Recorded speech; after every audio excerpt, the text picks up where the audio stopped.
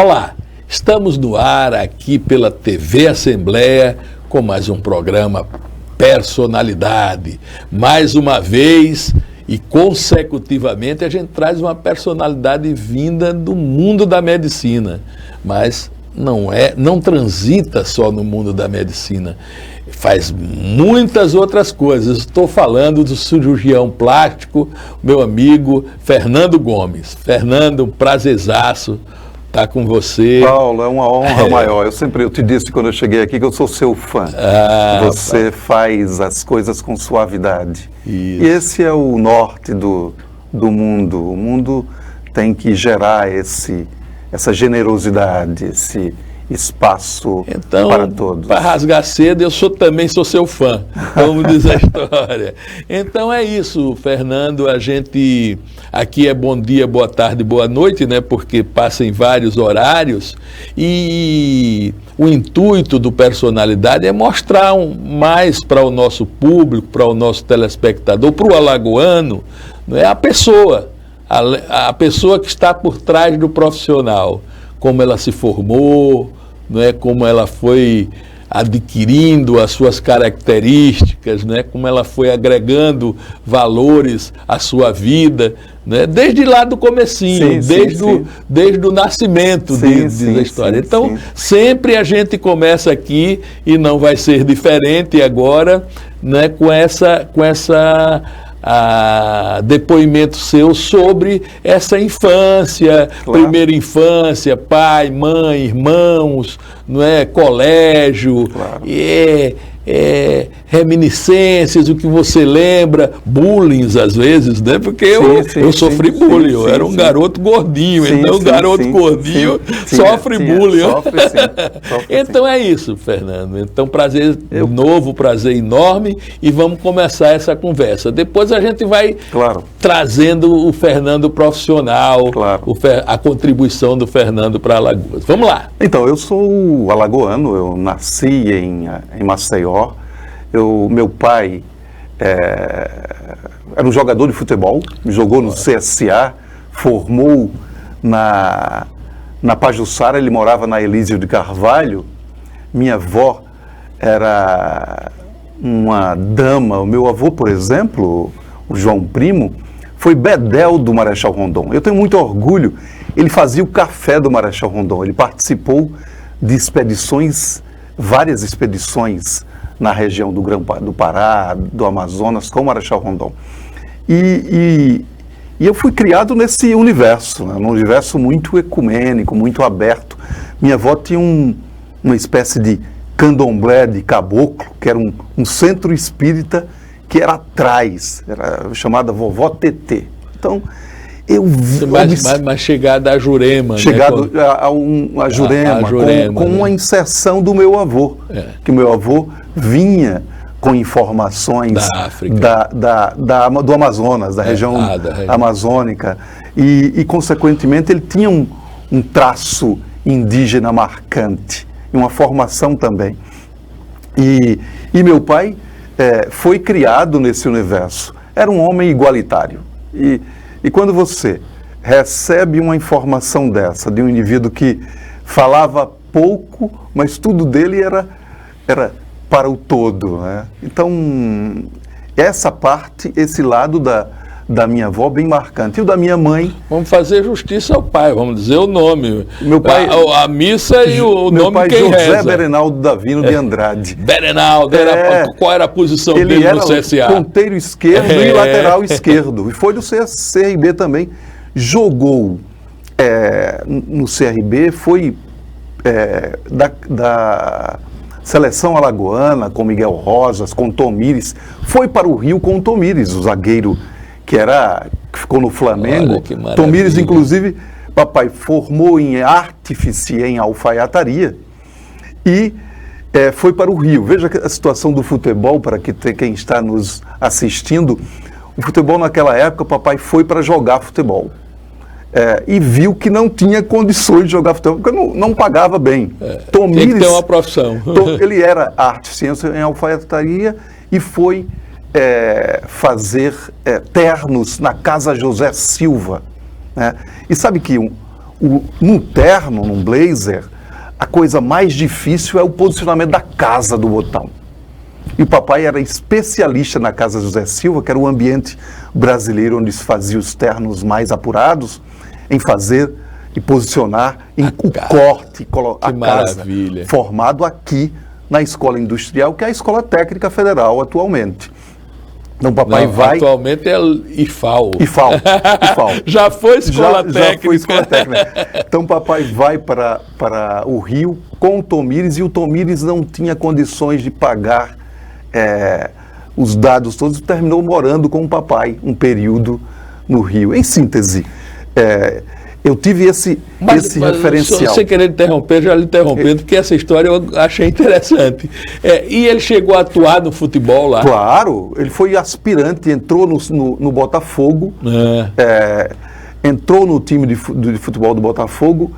No Flamengo, ele não foi para o Flamengo, mas terminou saindo, porque ele ficou nas Casas José Silva, ficou 5 anos no Rio, voltou para jogar no CSA, porque antes ele jogava e foi campeão pelo CSA em 57. Que maravilha! Inclusive fez o gol desse tricampeonato no CSA, ele formado na Pajuçara, mas era CSA no íntimo. Terminou sendo árbitro de futebol. Olha. Ele era bandeirinha, e tem coisas assim mágicas dele, que ele era uma personalidade marcante, tem um orgulho maior. E além disso, em casa, ele também, depois disso tudo, ele era açougueiro, Paulo. Machante. Não era um machante, porque ele comprava as bandas de carne, e nós tínhamos na rua 21 de Abril um açougue, né? Eu tinha isso, para os adolescentes é muito importante falar, porque eu tinha vergonha de vender a carne. E aí a mamãe disse, tira o Fernando da frente, da venda. Chamava Bel. Aí ele disse, certo, eu vou promover. Ele me promoveu para Não, nada. O ambiente mais difícil de um açougue, naquele período, que é ficar com o traçador. Olha. O traçador é aquele indivíduo que é um cirurgião por excelência. Talvez venha daí. Sem dúvida. Viu? Tanto que eu expresso para os estudantes na UFAL, no SESMAC, que eu dou aula, eu digo, olha, não façam demérito ao cirurgião, aquela coisa, cirurgião açougueiro.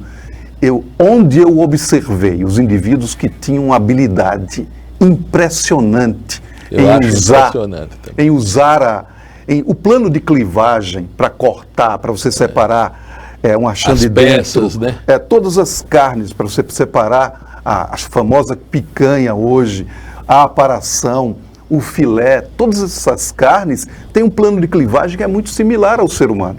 Então, eu aprendi a lidar desde muito cedo dessa forma, porque eu ficava...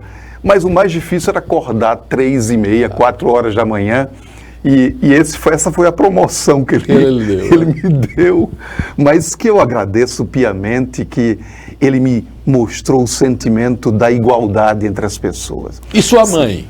Minha mãe era uma doméstica que terminou mandando no açougue.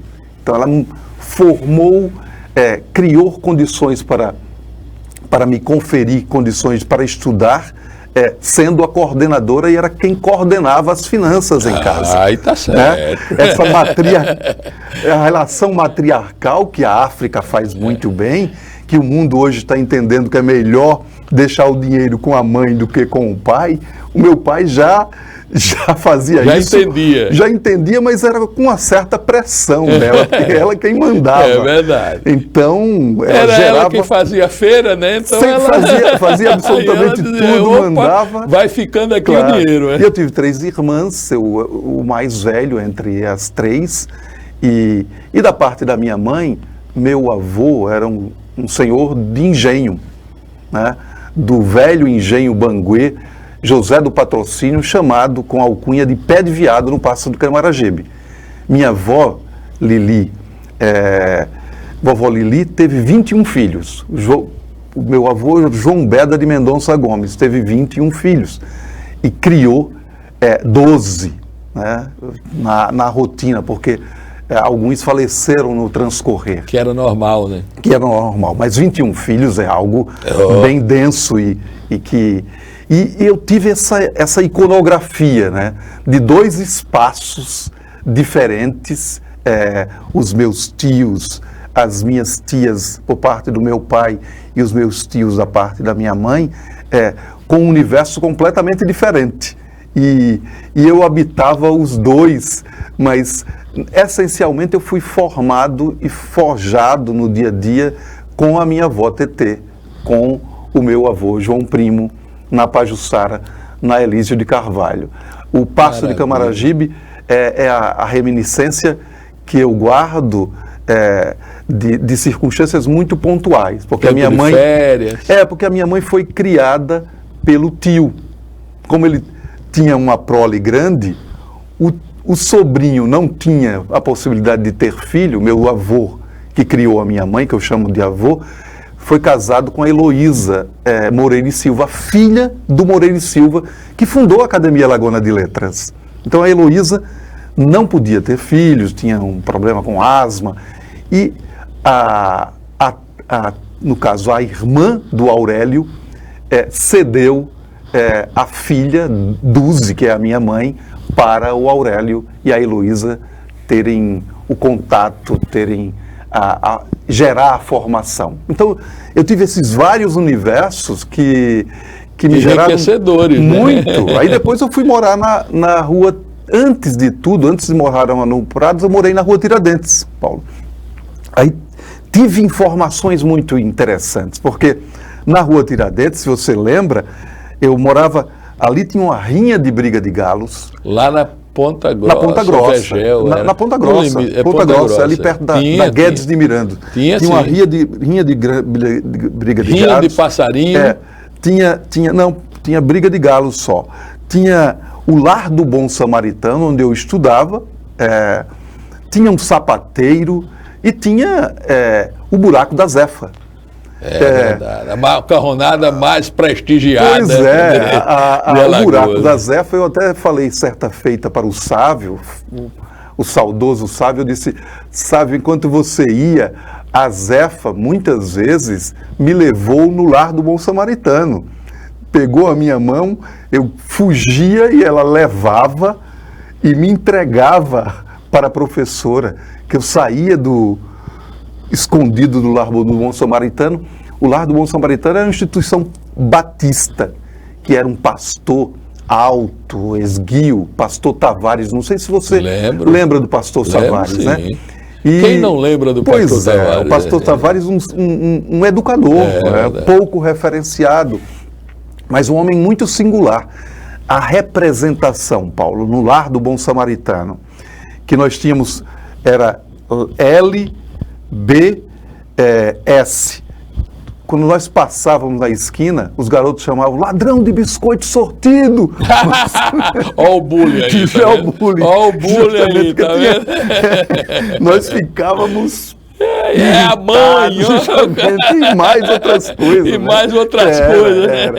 E eu observava aquela imagem do bom samaritano, que os samaritanos são indivíduos que habitam aquela região da Judéia, perto de Nazaré, Jerusalém, e o bom samaritano é uma espécie de médico, né? Ele salva um indivíduo que está jogado, né? E isso é muito particular, essa representação do bom samaritano me formou a vida inteira, e daí também tem essa relação da medicina, de você ser um garoto e de ter essa interação com a medicina. É isso que eu queria pegar agora. Pois é. A gente dá um salto aí, né, dessa infância. Estudou aonde? Eu estudei em escola pública. Eu estudei no Lar do Bom Samaritano, no grupo escolar Dr. José Maria Correia das Neves, que era o frango assado. Né? E aí, essa coisa do frango assado é muito particular. E tem ali um folclore muito grande da professora Carrascosa. Claro, que claro, foi dali, claro. A Georgette era educadora extremamente rígida. Fantástico. Ela tinha uma forma de ser muito peculiar. O que tinha de pequena tinha de grandeza. É verdade, né? é verdade. Ela era mãe do Florisvaldo, do médico. Né? Verdade. Então, ela realmente era uma educadora e uma personalidade, claro, uma personalidade marcante. E o frango assado, essa alcunha frango assado, é porque você só tem trabalhos, o que se chama de trabalhos, ou oferendas, eu prefiro falar em oferendas, onde tem água. Se você lembra, atrás do frango assado tinha córrego, aqueles brejos todos. Aquela região toda era uma região com córregos. Os candomblés faziam as oferendas naquela região por trás. E isso criava essa alcunha Soltava popular. Soltava os bichinhos, o cara com fome ia lá, assava o franguinho. Sem dúvida. De forma muito sutil e leve, a população criou a alcunha que foi perdida com o tempo. Né? Hoje, que terrível isso hoje aí, perdendo essas coisas. A praça mesmo da faculdade, a Frânio Jorge, que era Calabar antes. Não sabia. Era antes da posição daquele ambiente para os marechais no centro, ela era nominada de Praça Calabar e tinha o 20º Batalhão de Caçadores ali. 20BC. O 20BC. Meu pai civil foi ali. E aquilo ali era um pátio. E o pátio Asilo dos Doidos ao lado. O Santa Maria Leopoldina, que era o asilo e que foi derrubado por uma ação do Estado. Né? Depois virou o poder prédio, privado, comprou um prédio, fez várias torres justamente, ali. Mas me diga o seguinte, então, medicina, vamos pular logo para a medicina, como chegou? Eu fiz o vestibular na Escola de Ciências Médicas, nós somos contemporâneos do período do movimento estudantil, eu mais observador do que um participante ativo, mas eu fiquei na Escola de Ciências Médicas, porque a Escola de Ciências Médicas era um vestibular unificado com a UFAL. Então, formei na Escola de Ciências Médicas, e da Escola de Ciências Médicas eu realizei cirurgia geral em São José do Rio Preto, 2 anos, fiz cirurgia plástica 3 anos no Rio, no serviço do professor Cláudio Rebelo, e depois tive a oportunidade de morar 3 anos e meio em Paris. Eu fui para Paris para ficar pouquíssimo, um tempo exíguo, porque eu não tinha dinheiro, não tinha recurso, um período que não tinha internet, não tinha essa comunicação que existe hoje. Então, passei esses 3 anos morando dentro do hospital. Né? E morando dentro do hospital, eu tive essa oportunidade de gerenciar esse meu dia a dia, né? de fazer com que eu tivesse uma interação maior com o paciente. Até algo que eu queria expressar para a audiência. Hoje as residências universitárias, Paulo, elas não são o dia a dia. Os estudantes não querem morar no hospital. E nós tínhamos o hábito de morar no hospital. No Brasil, os hospitais dava e conferia lugar para os residentes morar. E morar no hospital gera maior proximidade, maior capacidade de você resolver problema, porque você está naquele dia a dia ali, você tem mais tempo, você trabalha mais, você não precisa trabalhar mais ou menos, você trabalha o certo e você tem mais tempo para atuar. Tá?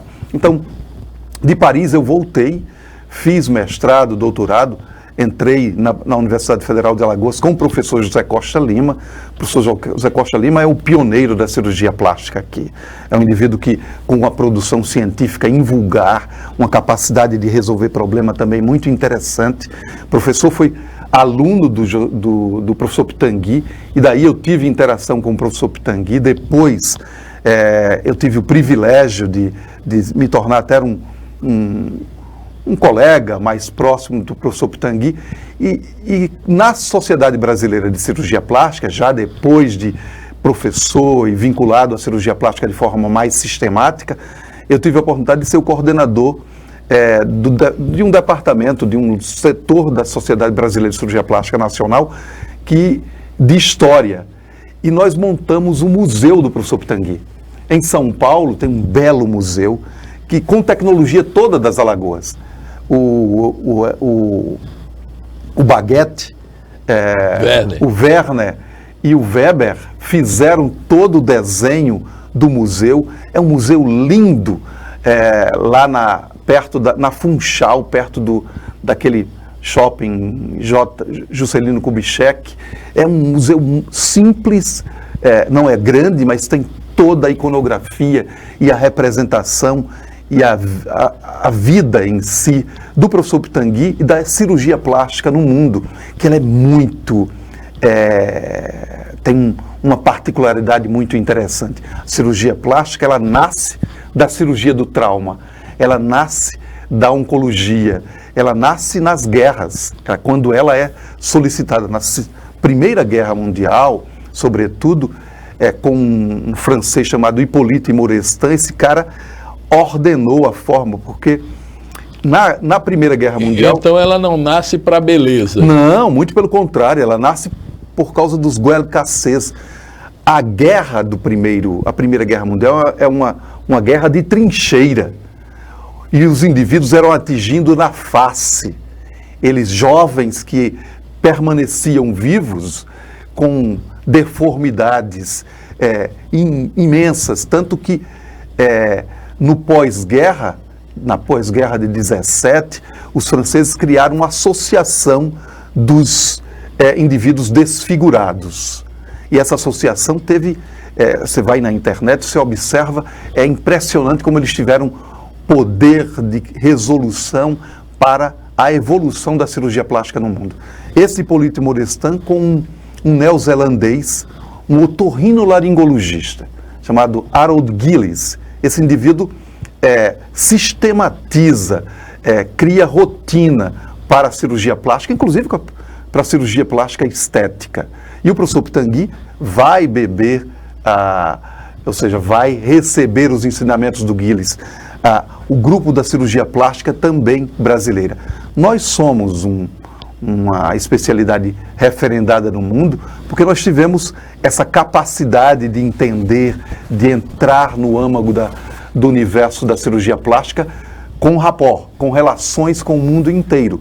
E é por isso que, com a anatomia, com a cirurgia da guerra, do pós-guerra, nós formamos uma pleia de cirurgiões que formou gerações. Hoje, nós somos quase 7.000 cirurgiões plásticos no Brasil, com uma formação invulgar.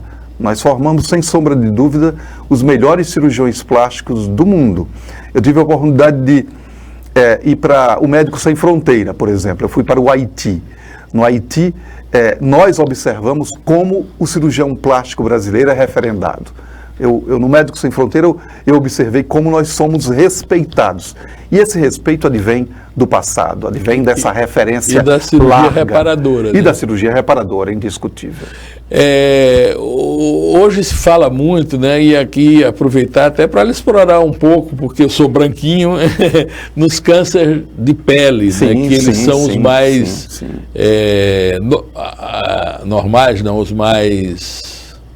que acontece com mais frequência. Comum entre todos os cânceres. Né? Alguns mais agressivos, outros menos. Eu já tirei um aqui um pouco agressivo e tal, mas geralmente as pessoas que têm a tez branca, né, elas são mais suscetíveis a esse tipo de câncer. E tem hoje grupos por exemplo, a genodermatose, as doenças, os albinos,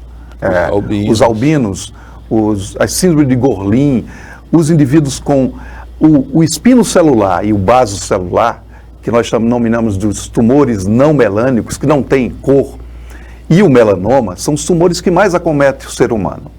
O Brasil ainda não notifica muito bem isso. Nós ainda negligenciamos, porque esses tumores, graças à evolução como um todo, são tumores preguiçosos, Paulo.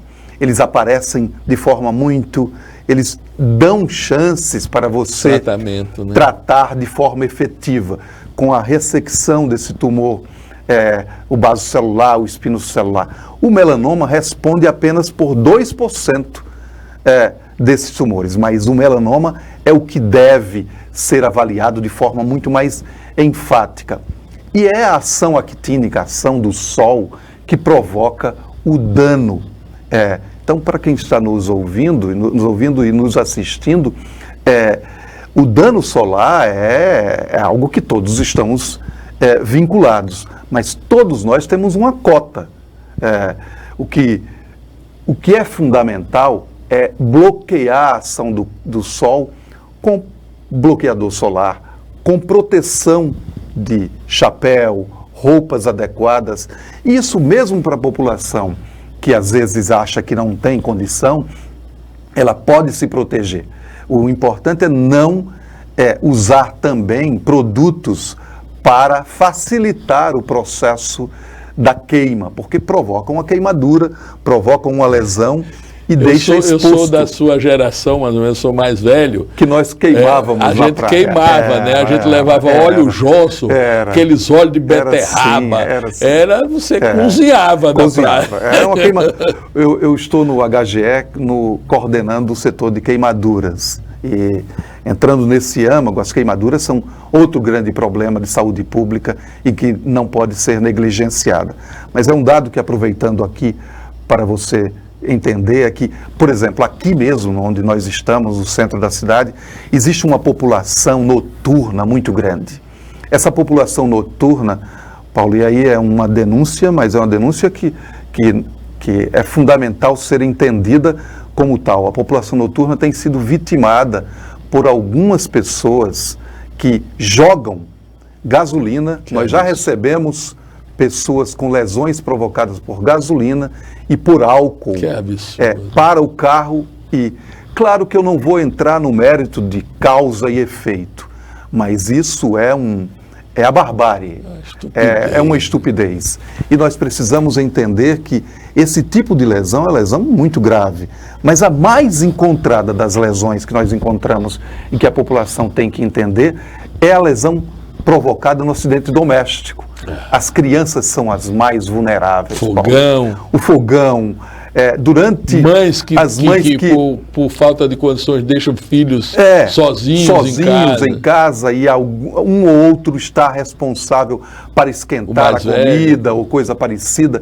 Esse deslize é o mais comum. E nós temos ainda um número grande de crianças e mais, não só na cozinha, mas também a eletricidade. Nossa. Né? A queimadura provocada pela eletricidade é danosa. No geral, ela pode gerar amputação dos dedos em crianças, por exemplo.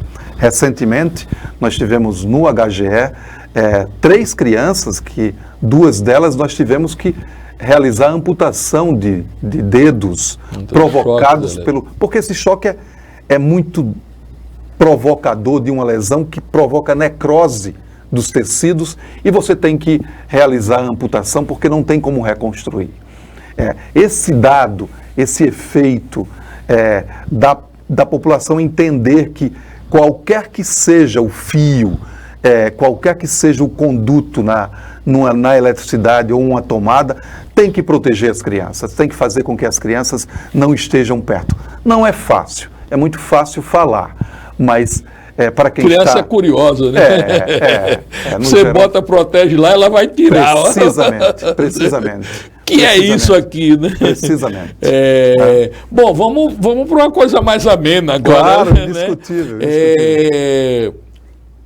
Você, Fernando, além de médico, um excelente cirurgião plástico, né? Você dedicou parte da sua vida também ao estudo da cultura, em especial alguns aspectos da cultura, a negritude, sim. Não é? As religiões de matriz africana, sim. O quebra, não é? O nosso querido Arthur Ramos, você tem vários, e você é presidente da Sociedade de Medicina de Lagoas, que já teve uma porção de presidentes notáveis aí. Né? Então, que você falasse um pouco, porque daqui a pouco a gente vai ter que, para comprovar tudo isso, exibir uma sessão de fotos. Então, como é que é esse trabalho teu? O que é que lhe chama a atenção? O que é que você... que lhe dá tesão, digamos, de fazer assim? Eu gosto disso aqui, eu gosto desse estudo, ele me preenche. Porque, como diria o nosso Freire, psicanalista, sem tesão não há solução. Sem dúvida. Paulo, o que me chama muito a atenção hoje no meu dia a dia é estudar a afro-religiosidade brasileira. E eu tive muita particularidade. Eu escrevi um livro, o Legba, a Guerra contra o Xangô, em 1912, que traça essa rota, esse fluxo e refluxo do escravismo no Brasil. Hoje nós vivemos um momento muito denso da diversidade, de nós entendermos o outro e do outro também estar pronto para nos entender. De entender que nós vivemos um mundo múltiplo e que nós precisamos compreender. Mas o racismo é uma notificação muito clara na nossa população. E o tipo humano que vivia em Alagoas, por exemplo, em 12, o quebra-quebra da soberania, que foi esse momento muito duro, que a invasão, para as pessoas que não conhecem, a invasão dos terreiros. Nós tínhamos em Alagoas, em Maceió particularmente, mais ou menos 20 mil pessoas que habitavam a cidade, muito pequena, muito beata, inflamada e vinculada às ações políticas, sociais. E os terreiros, numa tarde e noite de fevereiro, foi penetrado por homens também da comunidade, porque foram indivíduos negros também que entraram nos terreiros. Então, houve um melange no processo. E não houve uma instituição, não foi o governo que gerou isso, foi a sociedade civil. A Liga Republicana Combatente penetra nos terreiros e retira todas as representações. E aí, desculpe lhe interromper, aí é uma incompreensão também, porque atribui ao governador simplesmente assim. Não. Né? O assim, governador constituído. Pronto. O governador constituído era o Euclides Malta. Ele nem estava na cidade, ele estava no Recife. Foi a Liga Republicana Combatente contra o Euclides Malta, que, claro que existia toda uma referência de indivíduos da dita elite. Eu não gosto nem de usar essa expressão elite, porque todos nós somos de um grupo social que está envolvido nos processos. A elite termina sendo uma coisa fictícia. Ela existe como tal, ela existe como instituição sociopolítica definida, mas ela não... O que se cria o fato é o fato social envolvendo todos os seres humanos. Então, esse tipo humano... Esse fato é o sustentador disso tudo. Não existiria o final sem haver o caldo de cultura. Claro. E outra, tem uma junção de todos os fatores de interesses naquele período que faz com que... eu não quero minimizar, muito pelo contrário. Muito pelo contrário. É apenas sendo o estado da arte mesmo, mostrando que todos têm sua culpa, sua referência, porque o racismo não está só e somente em quem tem privilégios financeiros de circunstância ou não. O racismo está enfronhado em todo o universo da sociedade. É preciso que as pessoas sejam formadas e informadas de um processo. Aquela relação fundamental da epistemologia, que é conhecer para reconhecer. E outra coisa, além disso, o negro tem que entender que ele tem que ter orgulho de ser, o professor Alberto da Costa Silva diz sempre isso, de ser descendente de africanos. Ele não é descendente de escravos no Brasil, ele é descendente de africanos. Há uma normatização, e hoje existe toda uma comunhão para isso. Naquele período, é entendido, inclusive entrando no Arthur Ramos, quando o Arthur Ramos fala na referência da democracia racial, era um contexto. Ele não fazia aquilo para minimizar fato A ou fato B, muito pelo contrário. era um contexto que fazia com que, às vezes, Professor, nós pensássemos... lhe interrompendo novamente, inclusive nosso Arthur Ramos, a exemplo do nosso querido Casagrande Senzala, Gilberto Freire, às vezes é muito combatido pelo movimento negro. Muito entendeu? combatido. Injustamente, eu acho, né? Injustamente, porque se nós formos... O movimento negro com Abdias, o Abdias Nascimento, por exemplo, foi um quadro importante que deu apoio efetivo a todos os processos vinculados ao Arthur. Arthur foi um democrata, um indivíduo... É aquela história básica que eu falei anteriormente, conhecer para reconhecer. Você só pode... E o Arthur faleceu com 46 anos. Falecendo com 46 anos, tendo uma produção larga, ele era o coordenador de Ciências Sociais da Unesco. Ele coordenava, Paulo, Maria Montessori, Jean Piaget, Bertrand Russell. Ele era o centro no mundo do que se fazia para a paz mundial. Esse homem é um homem que tem que ser contextualizado, não no pormenor, não no... Se ele inclusive... Não no deslize, não, né? Não, eu até diria todos o cometemos, né? Aqui e ali. Eu acho que talvez no contexto de palavras, ele está sendo interpretado em contextos de palavras, ele não era um homem como se tenta atribuir. O Brasil precisa referendar personalidades como ele, e essa referência, o Gilberto Freire, ele dizia o seguinte, Gilberto dizia que eu gosto da polêmica, eu gosto de quem fala e contextualiza e discute o meu trabalho. O que eu não gosto é o silêncio de quem impede que outros me leiam, né? E o Arthur vem a calhar esse momento que o Arthur tem sido pouco lido e o que é pensado... E grande responsável por isso, pelo menos no que diz respeito ao Gilberto, é a esquerda brasileira, que durante algum tempo tratou como está entendendo. Sim. Veja, o Gilberto na esquerda e o Arthur, não poderia nem se dizer isso, porque o Arthur foi um indivíduo socialista, um indivíduo que foi preso, inclusive. Então o Arthur sofre muito mais do que o Gilberto, porque ele não é aquela história do meninos eu vi, meninos eu fiz. Ele viu, ele participou, mas ele não está no estado da arte, no momento para discutir. Arthur tem uma personalidade marcante. Eu vejo como um dos intelectuais mais bem preparados. Ele ganhou aquele prêmio Guggenheim, que é muito singular, poucos nomes na ciência brasileira recebeu. Ele passou um ano, eu conheço poucos, quase um ano nos Estados Unidos, proferindo palestras e recebendo para isso, né? Isso não... Na evolução, na série histórica do Brasil, eu conheço poucos que fizeram essa trajetória que o Arthur. Então ele precisa ser melhor contextualizado. Claro que muitos podem chegar e dizer, eu não concordo com isso, mas é normal, outra situação. Né? Até por causa das circunstâncias em que ele escreveu, do momento, né? Isso aí a própria dialética pressupõe isso que você... Inclusive referem o Arthur com Nina Rodrigues. Nina Rodrigues é um homem que morreu quando o Arthur tinha 3 anos. O Arthur recebe os ensinamentos do Nina porque ele entendeu que o Nina era um indivíduo singular. Nina é precursor dos estudos afro-religiosos brasileiros no mundo.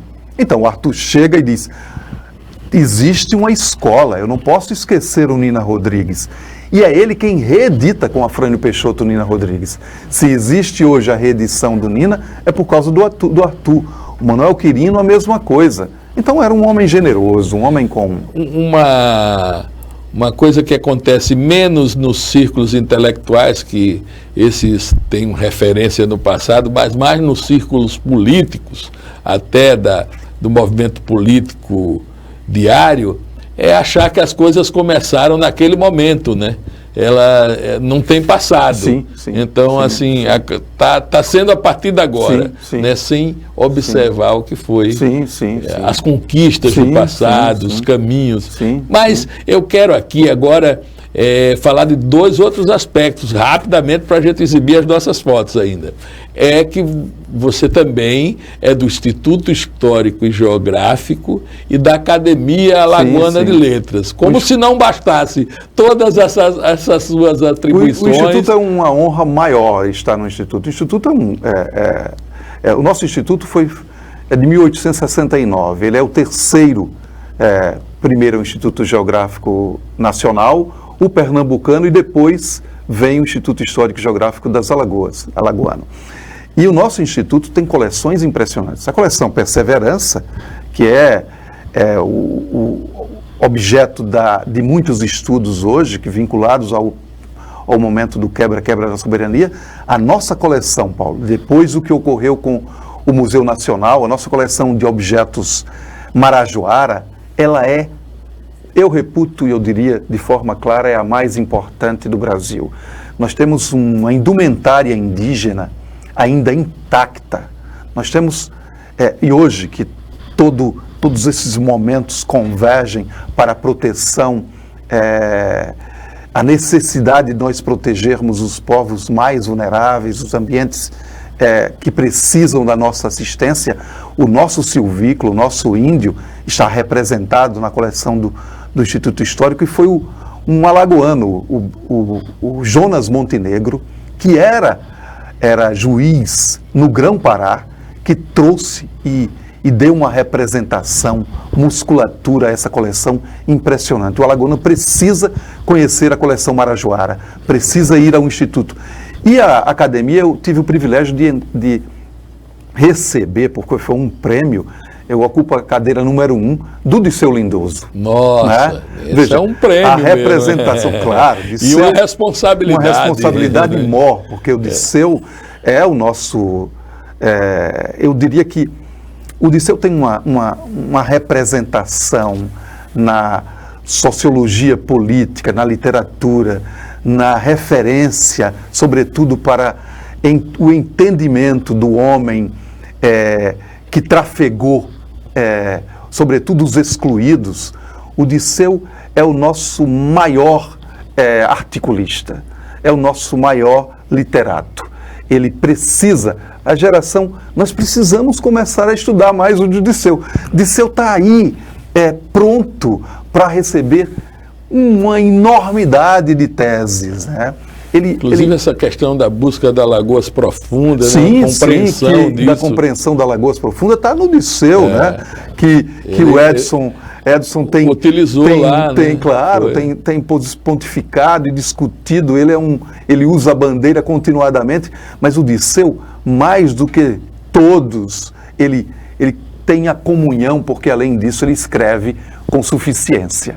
É necessário. Talvez o Disseu o Brasil, não só Alagoas, mas o Brasil conhece pouco o Disseu. E o Disseu não pode ficar como os outros. Ele precisa ter, eu proponho... Que se lance luz, né? Claro, nós precisaríamos ter uma semana... Um seminário para discutir a obra dele. Um seminário anual para discutir Disseu, Arthur Ramos, para as crianças... prêmios a partir da obra dele, dessas pessoas. Claro, né? Todos os anos teria a semana Disseu, a semana Arthur. Né? Isso é crucial, porque os outros... Você vê, Jorge de Lima, grande Jorge de Lima, nós estamos tendo, mas Jorge tem uma dimensão impressionante, foi traduzido, o Disseu ainda precisa ser traduzido. Quem dizia isso era o Ledo Ivo, numa entrevista que eu fiz, aliás, foi a última entrevista dele no Brasil, né? Depois ele veio a falecer na Espanha, e ele dizia isso, ele dizia que nós precisávamos, os poetas já estavam bem decantados, os poetas literatos, né? Graciliano, Jorge, já estavam bastante decantados, que se precisava... lançar luz sobre o pensamento alagoano, que foi tão importante para o Brasil. Aí ele citou o Arthur, o Disseu, até o Douglas, e mais do que isso, Arthur, Douglas e tal, Tavares Bastos. Tavares Bastos. Essas pessoas foram fundamentais para o Brasil, para o Douglas, pensamento Sávio, brasileiro. né? Isso. O Douglas está aí, então é preciso que essa largura de todos nós, criemos esse...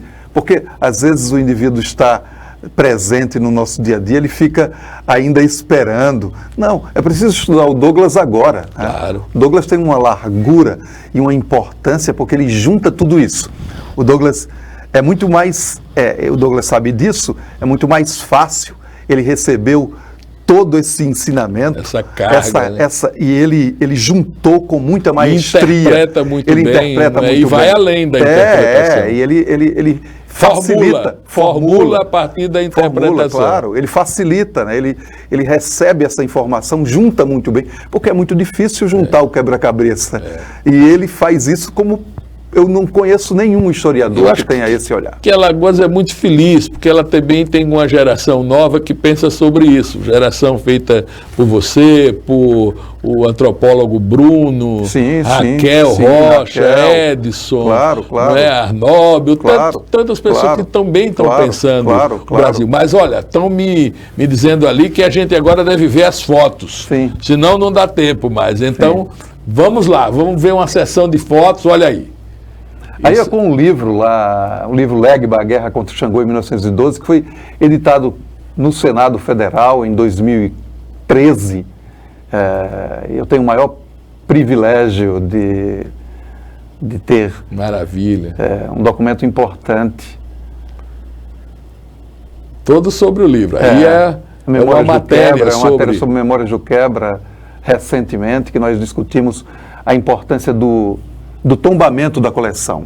O IPHAN está organizando o tombamento da coleção Perseverança para dar esteio. Com o tombamento, a coleção fica preservada pelo Estado brasileiro e, consequentemente, essa coleção precisa viver para o ad eterno. Né? Manutenção, toda a estrutura.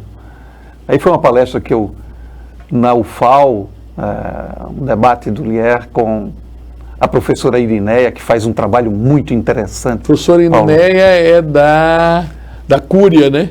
Da história do... Eu vou ter que ir lá, inclusive, dar uma pesquisada. Aí a capa do livro.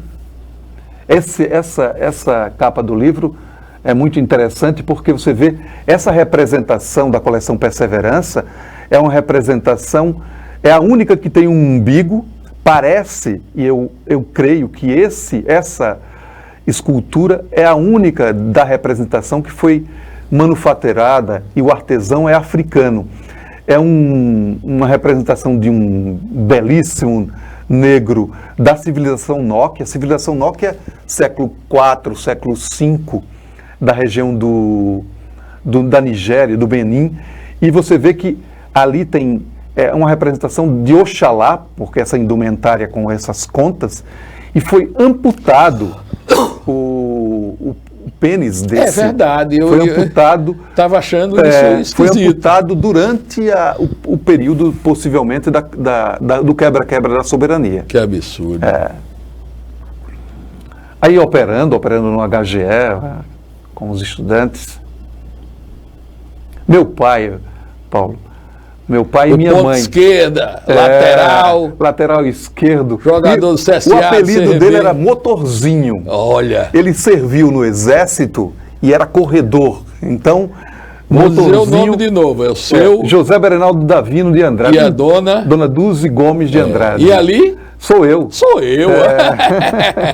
Que para futebol você foi fraco. Fui um volante esforçado. Eu joguei, inclusive, no Santa Cruz do Cacheta. Eita, me lembro do Cacheta, me lembro. O Cacheta que vivia na região do Bar do Chopp. Ali. O velho Cacheta. O Cacheta era um treinador negro com uma particularidade muito interessante. Ali minha avó, o Cacheta tinha... Ele não dizia absolutamente nada, ele só entregava a camisa, Paulo. É verdade. Cadê? Vamos lá, sua avó, meu pai, minha avó Tetê e meu pai. A minha avó que tinha o candomblé de caboclo lá na Pajuçara, na Elísio de Carvalho. Vamos para frente. Aí com um amigo, José Carlos, na Sociedade Brasileira de Cirurgia Plástica. Isso. Aí com outros dois amigos, Cláudio Cardoso de Castro, aquele livro 25 anos, eu escrevi um capítulo importante lá da Universidade Federal de Juiz de Fora. Eu escrevi sobre a história da cirurgia plástica brasileira. Aí o Instituto Histórico e Geográfico de Alagoas... Seus confrades. Todos... E que você deveria ser membro. Rapaz. Aqui com minha mãe... Essa eu achei interessante. Botei essa aí. Você gosta eu também gosto de um peixe. Você foi ali na balança e procurar um peixe fresco. Um peixe fresco com a mamãe. Aí com a mamãe. Pai. Quem tem mãe tem tudo. Mamãe, quem não tem mãe não tem nada, como diz uma coisa popular. Papai, aí é o ano de 57. Bigodinho. Ele com o ponteiro esquerdo do CSA, que jogava o Clóvis, o Arédio, e papai fez o gol do empate entre o CRB e o CSA, que sagrou o CSA campeão desse ano. Ele fez um gol de cabeça. Ali é uma solenidade no Instituto Histórico e Geográfico Brasileiro, com o professor Arno, esse primeiro, e o Pietro Novellino. O professor Arno é o presidente do Instituto Histórico e Geográfico Brasileiro atual, e o Pietro da Academia Nacional de Medicina era o presidente na época. Aí no Hospital Universitário, aí a primeira microcirurgia que eu realizei aqui em Maceió. Novo ainda? Muito. Rapaz. Eu tinha chegado da França? Eu tinha chegado da França e eu fiz uma primeira microcirurgia num paciente que mora hoje no Benedito Bentes. Ele tem um negócio importante, Claudevan, o nome dele. Ele teve um acidente num automóvel e perdeu a cobertura cutânea do pé. Eu fiz a transposição do retalho de um músculo maior do corpo humano, que é o latíssimo do dorso, o grande dorsal, para a região do pé com uma microanastomose. Essa cirurgia eu realizei com o professor Guilherme Pita e o professor Aldemar. Foi uma cirurgia muito interessante. Aqui com o meu chefe, o professor Cláudio Rebelo, que foi quem me ensinou a cirurgia plástica, um homem singular, um homem particularmente erudito, com meu amigo Luiz Carlos, Cláudio Rebelo, com Isaac que virou historiador. Abandonou a medicina. O Isaac, você sabe, o Isaac... Você tem que fazer o que gosta. O Isaac teve os infartos de família. Então eu vou abandonar isso, vou ser historiador. Mas um cirurgião impressionante, um cirurgião que formou gerações, o Isaac. Isaac é um homem digno.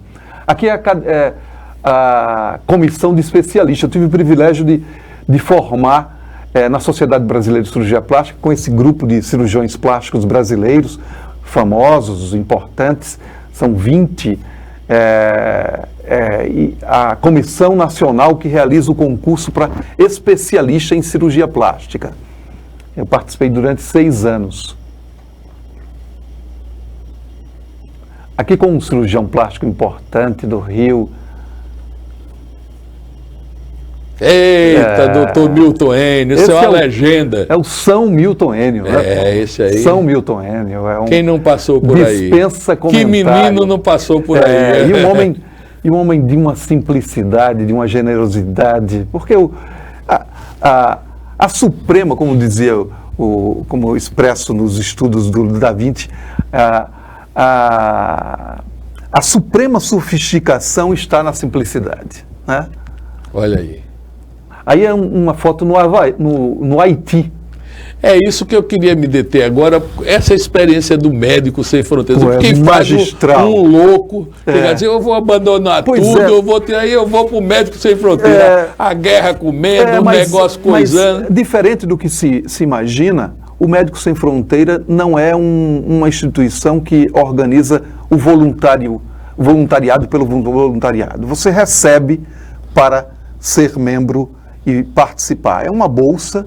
E outra, não existe improvisação. Você vai para um ambiente de guerra, mas você vai ter todas as condições para operar de uma forma adequada. Você não faz aquela coisa de loucura, de estar... De filme de guerra. De filme de guerra, aquelas coisas. Muito pelo contrário. Por exemplo, a minha experiência no Haiti foi muito singular. Eles montam um hospital para receber 400 pacientes, mas que tem absolutamente tudo que você precisa para realizar um procedimento com eficácia. Então, é o estado da arte mesmo, você vai sem improvisação. Então, o Médicos Sem Fronteira é uma organização ímpar no mundo. Ele está, eu não sei o número de países que ele está inserido, mas são zonas de litígio, zonas de guerra. Nós temos uma regra, por exemplo, quem vai para o Médicos Sem Fronteira, para os jovens que não há... precisa ter experiência, precisa saber o que está fazendo, porque eles realizam um briefing, você vai para Paris ou Nova York, você é avaliado, depois que você é avaliado é que você parte para a missão. Além disso, você você fica confinado no ambiente. Você só sai, por exemplo, se for acompanhado, você tem que ter uma rotina muito bem determinada. Eles são muito rígidos nisso. Mestre Fernando, com você é 6 programas que a gente tem que ter, porque você é um entrevistado múltiplo, né? Joga nas 11, como diz a história, joga nas 11. Então, como papai, como meu pai. Deu pra gente fazer um mapa aí do que você vem fazendo. Então, mais uma vez te agradecer, a gente está encerrando e deixar os nossos câmaras e microfones aqui para tuas avaliações finais. Eu queria deixar aqui, Paulo, além do agradecimento a você, a toda a comunidade, mas sobretudo eu queria agradecer às minhas irmãs, a Maria Emília Clark, eu queria agradecer aos meus pais, aos meus ancestrais, a todas as pessoas que conviveram comigo, os meus amigos do Prado, da Ponta Grossa, porque esses foram que me forjaram, né? São essas pessoas, mesma coisa que você. Essa reminiscência, nós somos frutos desse lastro que não está atrás, não está na frente. É o jardim e o quintal junto, né? Essa coisa de aliar e juntar o jardim com o seu quintal faz com que nós tenhamos condições de entender o outro e de ser justo. Nós somos de uma geração que não existia. As brigas eram todas de comezinhas, de coisas, né? O jovem atual precisa entender que o mundo é muito mais complexo, foi muito mais fácil viver como nós trilhamos o nosso dia a dia. Então é de agradecimento mesmo, e agradecer a você, a TV, ao Fragoso, que me recebeu com dignidade aqui, e eu estou ao seu dispor. Fico muito honrado mesmo. Ok, nós também, nós estamos encerrando aqui mais esse programa Personalidade. Espero que vocês vejam aí as reexibições e também no YouTube daqui da TV Assembleia e no YouTube lá do Alagoas Arte e Cultura, que é outro programa meu, que eu também coloco uma playlist lá com o programa. Até o próximo programa. Um beijo no coração de todos.